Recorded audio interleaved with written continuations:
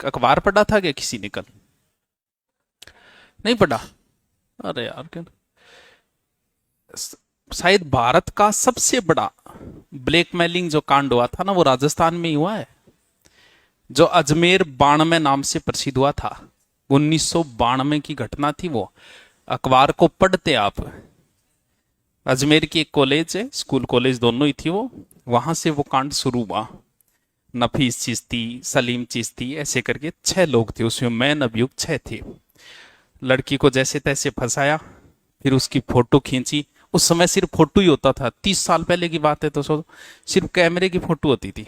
Photo खींच के फिर बोले अब तू तेरी सहेली को लेके आ। ऐसे करके वो सिलसिला चला। 250 लड़कियों का बलात्कार हुआ। 250 का तो ऑन रिकॉर्ड है उसके अंदर।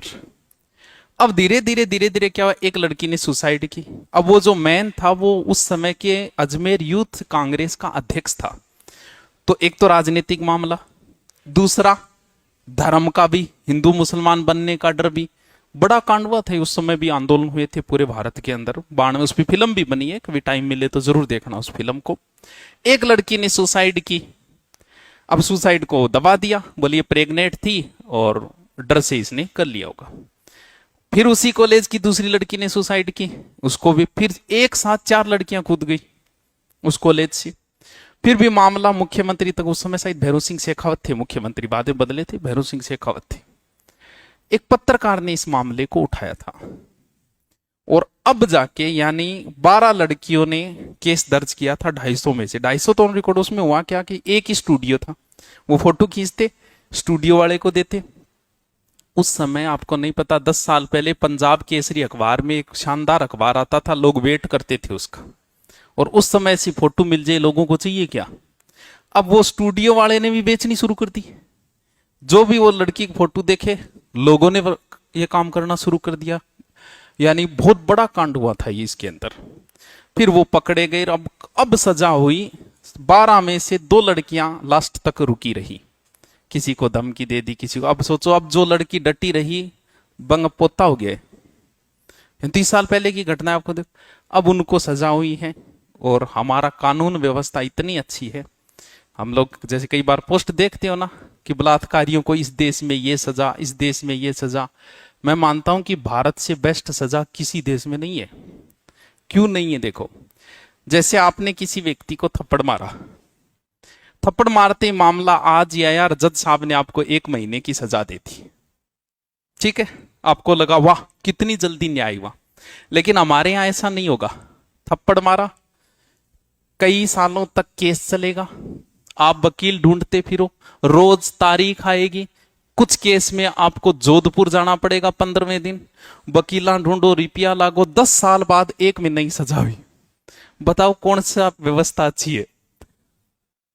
बताओ। ये हमारे वाली यहां क्या है, एक दिन में क्या बलात्कार किया, अगले दिन फांसी मिल गई, क्या फायदा? ये तो मृत्यु तो छुटकारा है सभी दुखों का। हमारे यहां वो 20 साल तक सड़ेगा, कभी केस कभी कहूं, सारे पैसे लग जाएंगे उसके जितने हैं उतने, फिर जाके उसको सजा होगी। अब उनको सजा हुई है उम्र कैद की। और जज साहब ने कहा कि ऐसे लोगों के साथ कोई सहानुभूति न बरती जाए। ऐसी घटनाएं ब्लैकमेलिंग वाली आज भी हो रही है। ये 92 की नहीं, अभी दिल्ली में भी हुई थी, आपको पता। तो ऐसी घटनाएं होती रहती हैं, लड़कियां शिकार होती रहती हैं हमेशा। महिला ही महिला की दुश्मन है, ये कहावत आज से नहीं बनी है, बहुत पहले से बनाई गई है।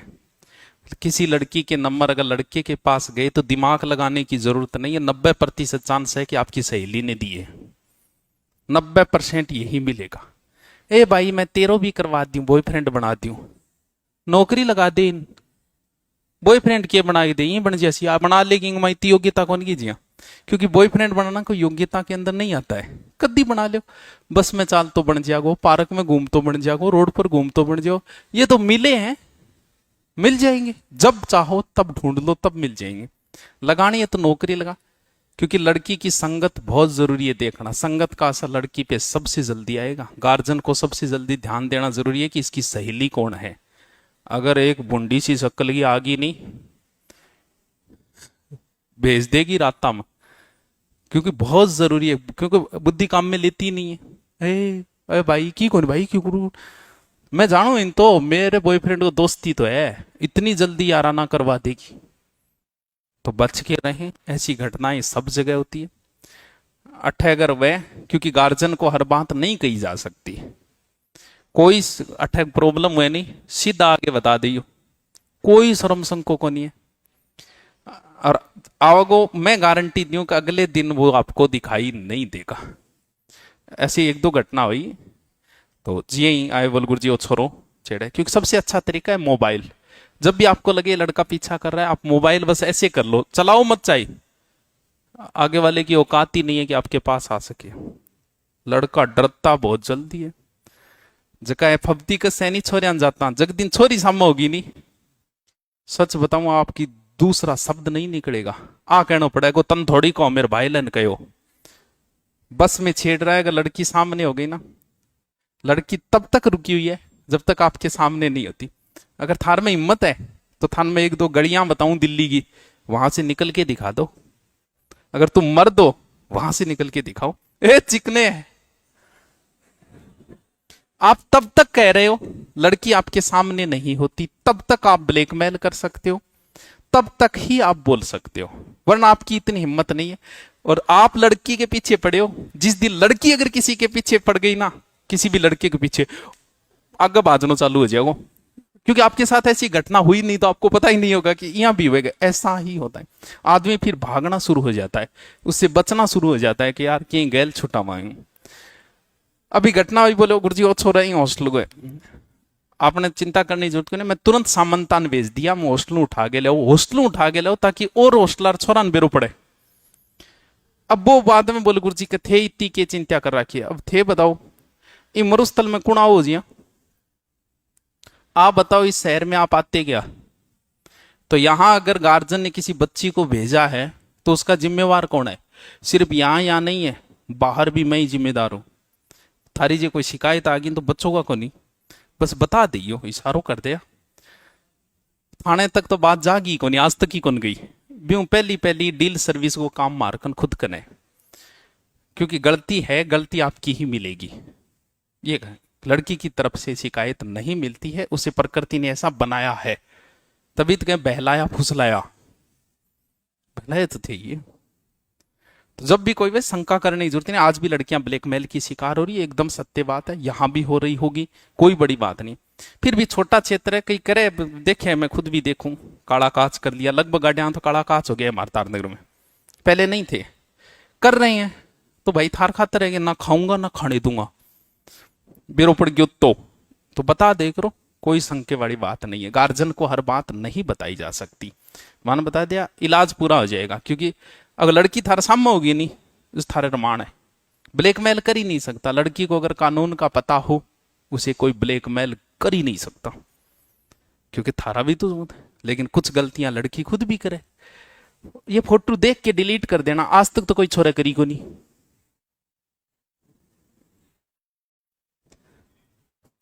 करेगी। जो विशेषज्ञ होते हैं वो कुछ बातें बताते हैं, हो सकता है आपको ये बुरी लगे, क्योंकि लड़के और लड़की का भेदभाव कोई नहीं मिटा सकता, मैं नहीं मिटा सकता। एजुकेशन में ऐसा, आप खुद बताओ, यहां कोचिंग में आप आ रहे हो, आपको अलग अलग बिठाया जा रहा है ना, तो भेदभाव तो यहीं से शुरू है।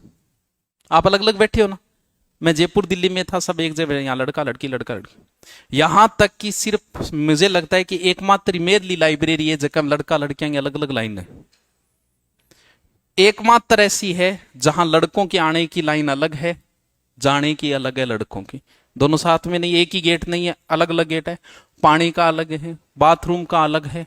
क्यों? जब मैं खुद ही भेदभाव नहीं मिटा पा रहा, कौन मिटा देगा? हम एजुकेशन में होके, कारण ये इतना सब कुछ अलग अलग है सारा, कोई मामला आते आपने देखा होगा रिएक्शन, फिर भी बिना मतलब बोलो और अट्ठा को तो माहौल खराब हो रही है, क्या माहौल खराब हो रही है थे, बताओ क्या माहौल खराब है? कौन नहीं। लेकिन लोग पहले, क्योंकि मैं क्षेत्र के बारे में जानता हूं, सोच को जानता हूं मैं, इसलिए मैंने पहले ही ऐसी व्यवस्था की कि साला आंगड़ी उठाओगा तो जरूर, लेकिन मिलो की को नहीं, क्योंकि सारी चीजें, अब मैं खुद भेदभाव कर रहा हूं भैया, तो ये भेदभाव नहीं मिटाया जा सकता। कहने को कह भले ही दो, लड़के लड़के भेदभाव मैं खुद करा, और आप भी करोगे, आप भी जिस दिन टीचर बनोगे करना पड़ेगा, क्यों? क्योंकि समाज और बिना मतलब अगर एक जगह बिठा दें क्या कहेगा लोग, जबकि सारी चीजें अलग है फिर भी बकड़ने बोलते, तो कोई समस्या हुए थारत की डांग की समस्या हुई, कोई समस्या बता दे यार। ये भेदभाव नहीं मिटाया जा सकता, कोई नहीं मिटा सकता, ये चलता रहेगा। थोड़ा बहुत कानून का पता हो, ये तो केस वो है जो ओपन हो जाते हैं, जबकि लड़की लगभग लड़कियां परिवार के सदस्यों द्वारा प्रताड़ित होती है, बुआ को छोड़ो मामे को छोड़ो और ये करके माऊ प्रताड़ित हुए लगभग लड़कियां, और हर लड़की परिवार के सदस्य द्वारा कभी ना कभी प्रताड़ित होती ही होती है। अब किसे बताए? तो जिसे मतलब नहीं होता उसे ब्लॉक मारो, कोई शर्म संके वाली बात नहीं है। पुरुष के मन में प्रेम पहले से जगा होता है, बिना मतलब वो किसी को टाइम नहीं देता है। लड़का लड़की कभी फ्रेंड नहीं हो सकते, इतने दिन ही हो सकते हैं जितने दिन भर, क्योंकि शुरुआत में लड़के को प्रेम जगाना पड़ता है। उस समय तो वो थारा पग ही दबा देगो, थारा नोट्स लिख देगो, थे 3 घंटा तावड़े में खड़े रहना होगा, 5 घंटा होगा वो। ये तो शुरुआत का दौर है, बाद में 3 मिनट ही कौन खड़े हुए 3 घंटा ही जगह, वो बाद की बात है। क्योंकि स्त्री में प्रेम जगाना पड़ता है, वो अगर जग गया बिन बेरो पड़ गया अब ठीक है, अब देखो उसके तेवर।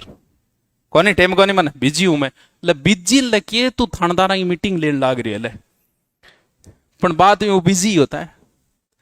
तो हरकतें ऐसी होती रहती है। तो उसमें क्या कुछ लोगों ने शोध बताई कि आपको बचना कैसे है ब्लैकमेलिंग से।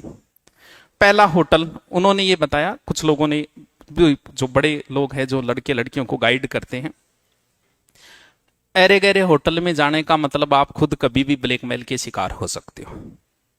अरे तुम खुद बताओ यार, 10-10 15-15 हजार रुपये किराए में होटल चला रहे हैं, कहाँ हिडन कैमरा लगा है आपको पता है क्या? और आपको देना पड़ेगा, आप थाने में नहीं जा सकते हो। अगर आपका बन गया वीडियो ना, तो ये कहने की बातें हैं भैया, देगी ही सल्टानो पड़ेगा। और होया है ईशा कांड। जाओ कभी हो कोई बात नहीं, पैसे हो भले 12 महीने में एक बार ही जाना, अच्छे होटल में जाओ, आईडी दो, क्योंकि जिस व्यक्ति ने 30 करोड़ रुपए होटल में लगा रखे है ना, वो आपको ब्लैकमेल नहीं करेगा कभी। लेकिन जो 15,000 में किराए ले रखे वो कुछ भी कर सकता है। दूसरा उसने ये बताया कि फोटो कभी भी चेहरे के साथ न भेजी जाए। मैं आकौन कैस को ना भेजो, ऐसा संभव है ही नहीं। मैं कहती हूँ कि आस की ना करो, बावड़ी बात करना मतलब की है। जो चीज आपके अंदर उत्पन्न हुई है आप वो करोगे। थारा माँ बाप थान रोकिया थे, रुक गए तो मेरे कण रुकोगे थे। लेकिन उसमें कहा कि चेहरे के साथ कभी भी एडल्ट फोटो न भेजी जाए, फिर कोई टेंशन नहीं है। क्यों? क्योंकि आपके नीचे के पार्ट को देख के आपको कोई नहीं पहचान सकता। चेहरे के साथ कभी फोटो नहीं जानी चाहिए, बोले कितना, क्योंकि जिससे आज प्रेम है नफरत वही करेगा एक दिन। ये दोनों विपरीत है। दिन में अगर थकोगे तो ही रात को नींद आएगी, विपरीत चीजें हैं ये। आज जिससे प्रेम है कल उससे नफरत भी हो सकती है। सिगमंड फ्राइड ने कही है ये बात, पेज संख्या मुझे याद नहीं कितने पे लिखी थी उसने। सिगमंड फ्राइड ने कही थी ये बात कि जिससे प्रेम है उसी से नफरत है। तुम जैसे आशिकों ने उस पर ऑब्जेक्शन उठाया, क्या कह रहा है ये थोड़ी हो रहा है। तब उसने कहा कि ठीक है नहीं होती। ये बताओ जब तुम्हारी लड़ाई होती है तो तुम्हारे मन में ये बात नहीं आती कि साड़ी मार दूं के? बोले हाँ आवे, तो बताओ फिर। और बात भी सच्ची है। आप बताओ जब गुस्सा हो तब आपका मन नहीं करता कि मारने को? जिससे ज्यादा प्रेम होता है उस पर उतना ही ज्यादा फिर गुस्सा आता है कि सल्टा दी इनके साड़ी रात गाद रखी मेरे। और 500 प्रेम होता है भी कुत्ते बिल्ली इतनी पछा लाग जाएगा, क्यों लड़ाई हुए? तो जिससे प्रेम है उससे कभी नफरत हो सकती है। फोटो का विशेष ध्यान, वीडियो कॉल में विशेष ध्यान। होटल जाना है जाओ, कोई बात नहीं, अच्छे होटल में जाओ, 5 स्टार में जाओ। आपके साथ क्यों? वहां बड़े लोग आते हैं, उनका वीडियो नहीं बनाता यार, क्या इनका क्या पता कब क्या, तो शिकार हो जाओ और बच्चों थोड़ा सो को नहीं रोक, सरकार नहीं रोक सकती। आपको क्या लगता है बलात्कार को रोक देगी सरकार? जचे उतने कड़े कानून बना दो, नहीं रोक सकती। क्यों नहीं रोक सकती? क्योंकि जो चीज हमारे अंदर उत्पन्न हो गई, जैसे गुस्सा, यार तुम कितना ही कुछ कर लो, गुस्से को तुम कंट्रोल नहीं कर सकते।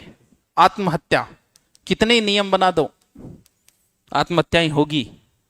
काम प्रवृत्ति या बलात्कार, कारण क्या है? आत्महत्या का एक संवेग है, अंदर उत्पन्न होता है।